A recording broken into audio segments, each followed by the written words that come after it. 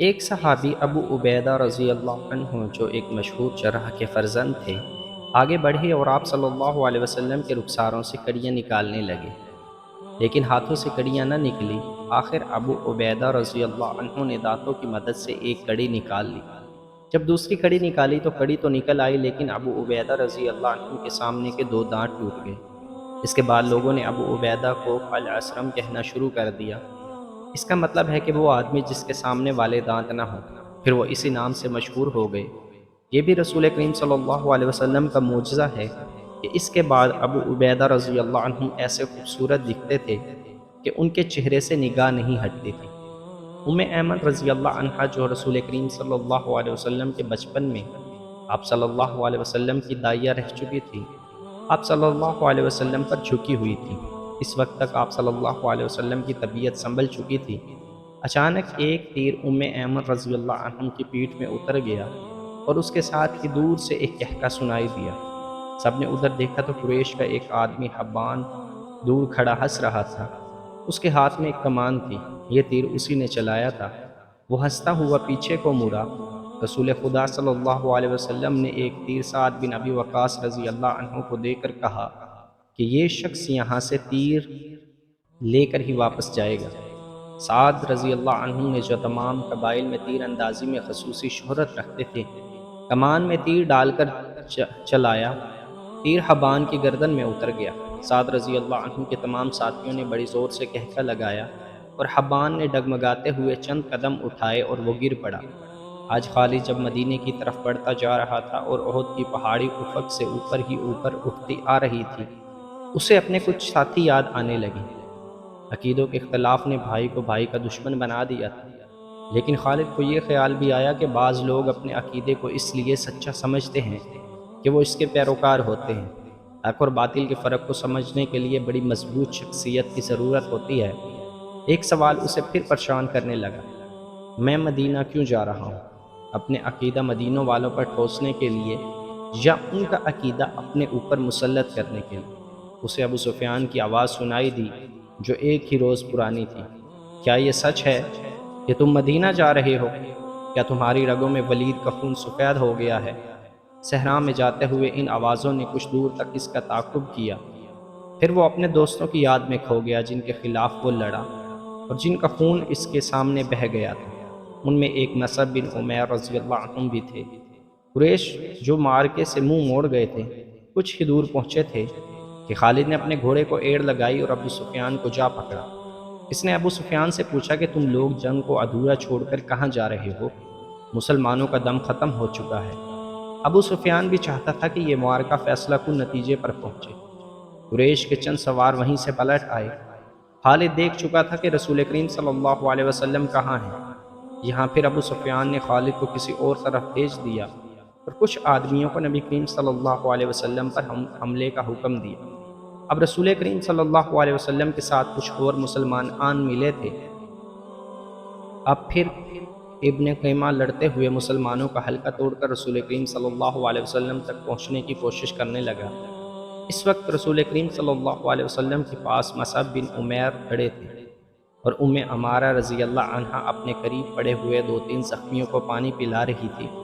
انہوں نے جب قریش کو ایک بار پھر حملے کے لیے آتے دیکھا تو زخمیوں سے ہٹ کر انہوں نے ایک زخمی کی تلوار اٹھا لی اور قریش کے مقابلے کے لیے ڈٹ گئی۔ قریش کا سب سے پہلا سوار جو ان کے قریب آیا اس تک وہ نہیں پہنچ سکتی تھی، اس لیے انہوں نے تلوار سے اس گھوڑے پر ایسا وار کیا کہ گھوڑا گر پڑا۔ سوار گھوڑے کے دوسری طرف گرا۔ عمارہ رضی اللہ عنہا نے گھوڑے کے اوپر سے کود کر قریش کے اس آدمی پر وار کیا اور اسے زخمی کر دیا اور وہ اٹھا اور بھاگ کھڑا ہوا۔ مصعب بن عمیر رضی اللہ عنہ کا قد بہت اور شکل و صورت بھی رسول کریم صلی اللہ علیہ وسلم کے ساتھ نمایاں مشابہت رکھتی تھی۔ ابن قیمہ مصعب رضی اللہ عنہ کو رسول خدا صلی اللہ علیہ وسلم سمجھ کر ان پر حملہ آور ہوا۔ مصعب رضی اللہ عنہ تیار تھے۔ انہوں نے ابن قیمہ کے مقابلہ کیا اور پھر دونوں میں تیغ زنی ہوئی، لیکن ابن قیمہ کا ایک وار مصعب رضی اللہ عنہ پر ایسا بھرپور پڑا کہ وہ گرے اور شہید ہو گئے۔ مصعب بن عمیر رضی اللہ عنہ بہت لاڈوں میں پلے نوجوان تھے، لیکن تدفین کے وقت ان کا کفن بھی ادھورا تھا۔ عمارہ رضی اللہ عنہ نے مصعب کو گرتے دیکھا غیظ و غضب سے ابن قیمہ پر تلوار کا وار کیا، لیکن ابن قیمہ نے زرہ پہن رکھی تھی اور وار کرنے والی ایک عورت تھی، اس لیے اس کو کوئی زخم نہ آیا۔ ابن قیمہ نے عمارہ رضی اللہ عنہ کے کندھے پر بھرپور وار کیا، جس سے وہ شدید زخمی ہو کر گر پڑی۔ اس وقت رسول کریم صلی اللہ علیہ وسلم جو قریب ہی تھے ابن قیمہ کی طرف بڑھے، لیکن اس نے پینترا بدل کر آپ صلی اللہ علیہ وسلم پر ایسا وار کیا جو آپ صلی اللہ علیہ وسلم کے خود پر پڑھا۔ تلوار خود سے پھسل کر آپ صلی اللہ علیہ وسلم کے کندھے پر لگی۔ آپ صلی اللہ علیہ وسلم کے بالکل پیچھے ایک گڑھا تھا۔ آپ صلی اللہ علیہ وسلم زخم کھا کر پیچھے ہٹے اور گڑھے میں گر پڑے، تو اس نے پیچھے ہٹ کر گلا پھاڑ کر کہا، میں نے محمد کو قتل کر دیا۔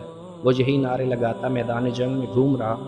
اس کی آواز قریش نے بھی سنی اور مسلمانوں نے بھی۔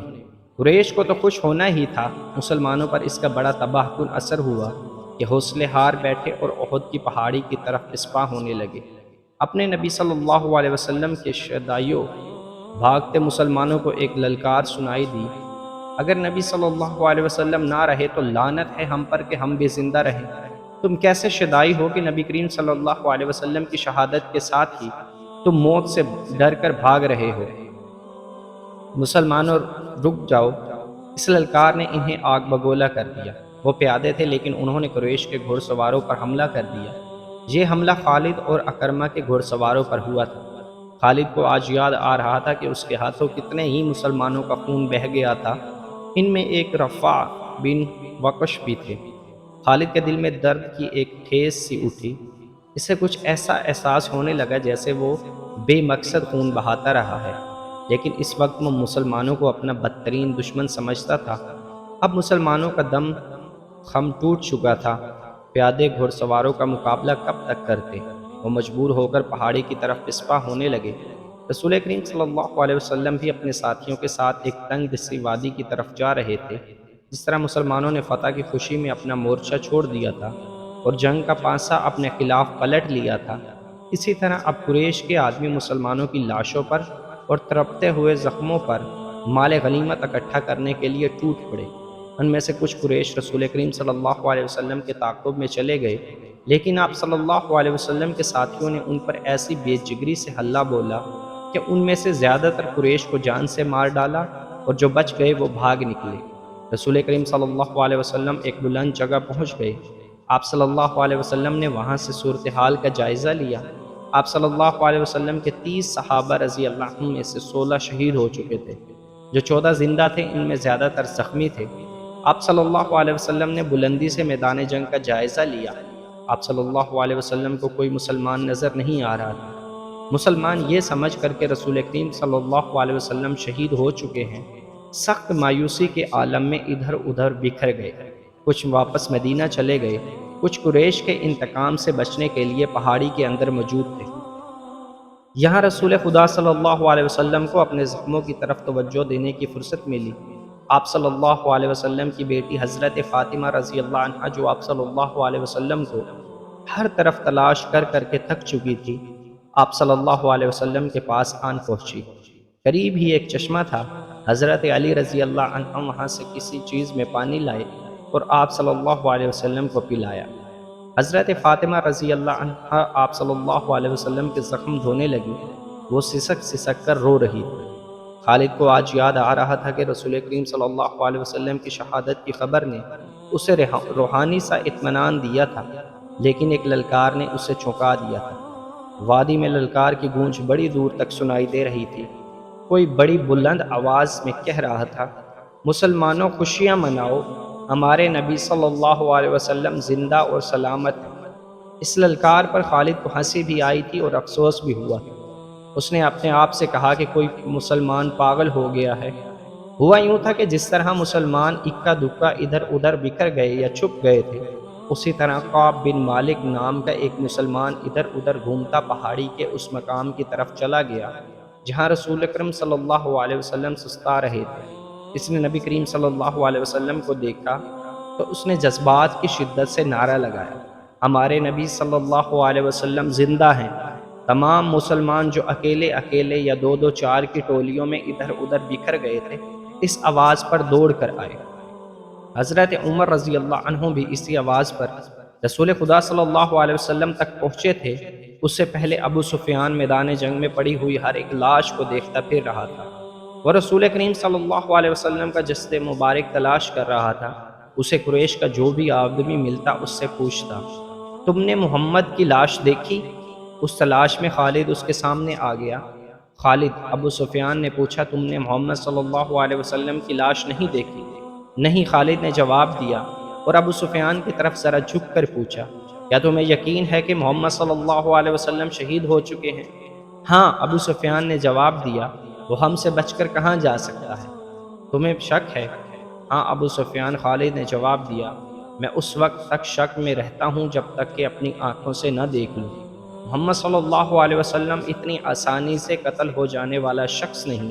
معلوم ہوتا ہے کہ تم پر محمد صلی اللہ علیہ وسلم کا طلسم طاری ہے۔ ابو سفیان نے تکبر کے لہجے میں کہا، کیا محمد صلی اللہ علیہ وسلم ہم میں سے نہیں تھا؟ کیا تم اسے نہیں جانتے تھے؟ جو شخص اتنی قتل و غارت کا ذمہ دار ہے، ایک روز اسے بھی قتل ہونا ہے۔ محمد صلی اللہ علیہ وسلم قتل ہو چکا ہے، جاؤ اور دیکھو، اس کی لاش کو پہچانو، ہم اس کا سر کاٹ کر مکہ لے جائیں گے۔ عین اس وقت پہاڑی سے کعب بن مالک کی للکار گرجی، مسلمانوں خوشیاں مناؤ، ہمارے نبی صلی اللہ علیہ وسلم زندہ سلامت ہے۔ پھر یہ آواز بجلی کی کڑک کی طرح گرجتی کڑکتی وادی اور میدان میں گھومتی پھرتی رہی۔ سن لیا ابو سفیان، خالد نے کہا، اب میں تمہیں بتاتا ہوں کہ محمد کہاں ہے۔